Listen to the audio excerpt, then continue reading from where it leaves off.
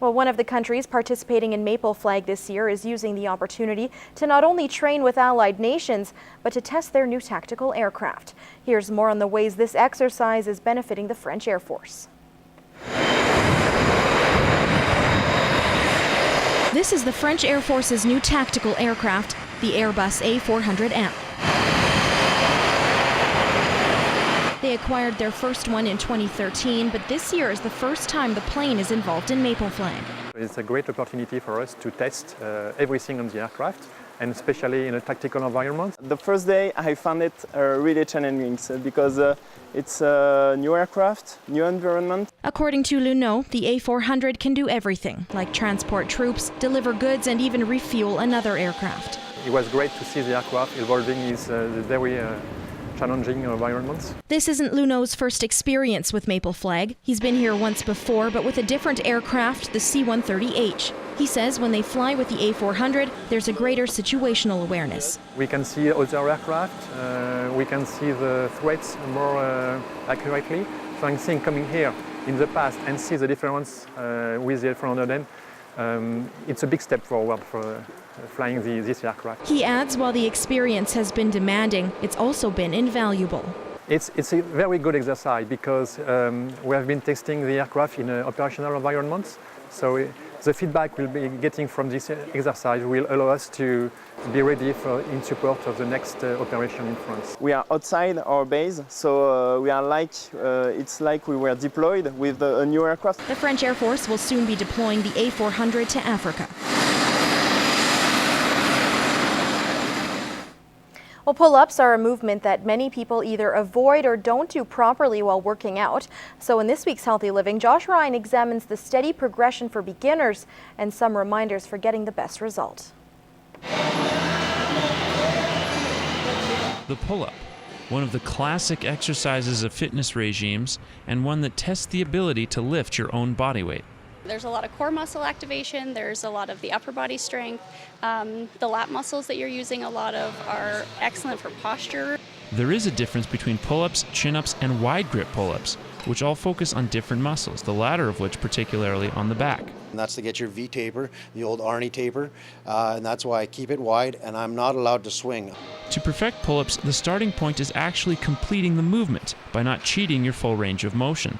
The hardest part of that whole movement is from your dead hang to that first muscle contraction, and that's the portion of the movement that a lot of people skip. They go all the way up, they stop, at chin rests, but then when they go down, they like to stop where their arms, it stops about here. You gotta hang, and then you gotta bring yourself back up. There are plenty of progressions to ease people into trying pull-ups, starting with inverted rows. It lessens your body weight because your feet are still in contact with the floor, but depending on the angle of your position, it gets harder and easier. There's also various types of assisted pull-up machines, which help to modify the lifting weight.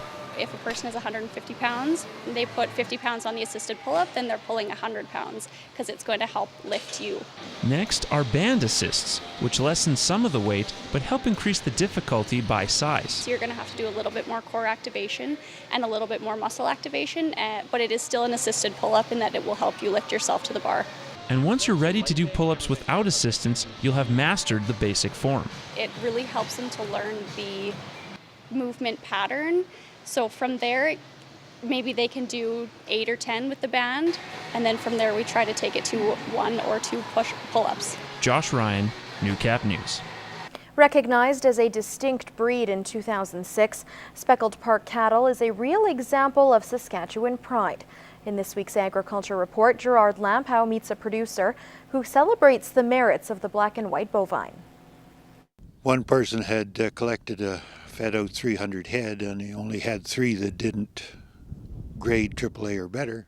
Married since 1971, John Herbert and his wife Dale have been raising Speckle Park cattle since about 1980. They have 4 children who have taken their ag roots across the country. Herbert can trace his cattle genetics directly back to Maidstone's Bill and Eileen Lamont, who back in 1959 bought a spotted lineback heifer from Mary Lindsay of Green Street and crossed it with a black Angus. The couple came through the days when Speckle Park was frowned upon to the present era where its marbling and finishing characteristics are highly prized.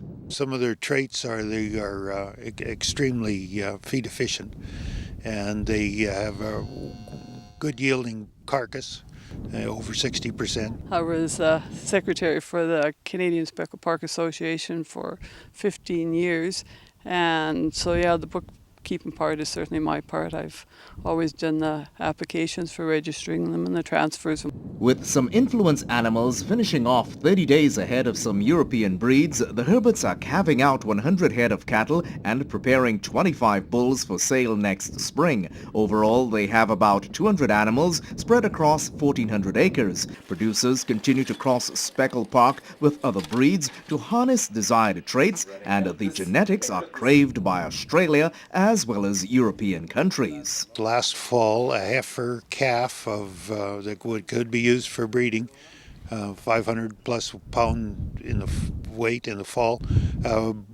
brought a 50-cent premium over the sale average. So that's huge, you know. Herbert puts it in perspective. You have a 500-pound heifer bringing in a $250 premium because of its color pattern. From discrimination to BSE, Speckle Park have weathered it all, even as the price of beef could go up 7 to 9% this year.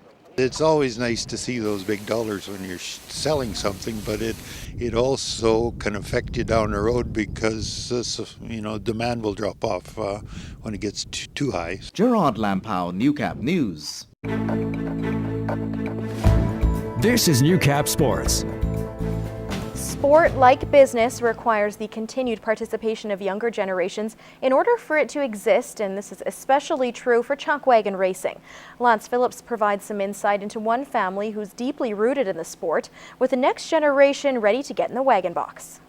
Welcome in Gordon McCallum. He will have This year's CPCA Pro Tour features one rookie in the wagon box. One. A small sample compared to years gone by. Yet, one Lloydminster family is hoping its oldest son will be one of the next rising stars of wagon driving. And it's a near certainty, considering the family's rich history and its involvement with the sport. It's like it's in my blood. I love it. There's nothing else that I want to do. This is what I want to do. This is my plan. Hopefully in 2 years you'll be videoing me on the track. Kim and the kids, they're out there every day too and helping. So it's huge. My uncle, he travels all along. I got a buddy, Eric Gladue. He comes every weekend. My parents, they rebuilt the floor in the camper. So it's a full family, full team event for sure.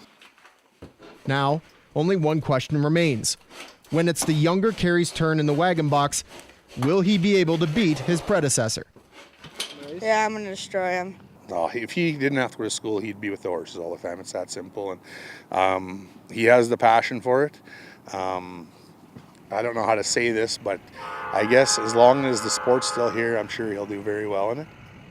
And this is one of the major obstacles for younger and older drivers of the sport. Animal rights activists creating more public concern every year over an event that they consider cruel. A concern current CPCA drivers are tackling head on. There's 10 drivers here that have kids Mitchell's age that they want to do the same thing. They want to drive too. So somehow we got to turn it around so that the sport's still here for them. And nephew, Jamie's little guy, Oliver, he was born last October, and I'm sure he will want to do it too. So we got 16 years until he's there. So I mean, we got to turn it around one way or another, and that's going to be the biggest test and the biggest job for us as wagon drivers. Lance Phillips, Newcap Sports. For 10 years, Rod Kirby was the face of the Lloydminster Minor Football League, and as such was instrumental in developing midget football in the border city. Now, the people he worked with are carrying on traditions Kirby was a major part of, including the Pee Wee and Bantam Jamboree. The Jamboree provides the perfect environment for those that love the game but haven't experienced it firsthand.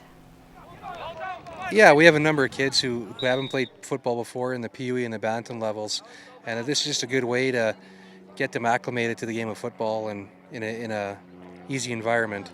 Yeah, no, it's a good opportunity for the first-year kids or kids that haven't played before to get them in, get some contact, and get some confidence going into the summer. The Jamboree also gives players a chance to hone their skills while also providing many with the first taste of game action. you know, we've had a couple guys say, "Wow, this is a lot of fun," or "That kid can sure hit hard." So it, you know, you take the complacency out of it, because the guys in the other team are the same way. They've been hitting their guys for 4 or 5 weeks, and no, it's a real good development tool for us. We just find it a lot easier to get the kids involved in the spring. That way, you only got 2 months off in the summertime, and they're back at it, and they don't forget too much. And this year's event held special meaning. A sign commemorating St. Mary's Field as Rod Kirby Field was to be permanently installed, but adverse field conditions forced the ceremony date to be changed. It's something we couldn't get done, unfortunately, but we'll have it done for the fall. It'd be just nice to see our sponsors up there who supported us over the years, and of course Rod Kirby Field, who was out here for 10 years, day in and day out, helping out our organization.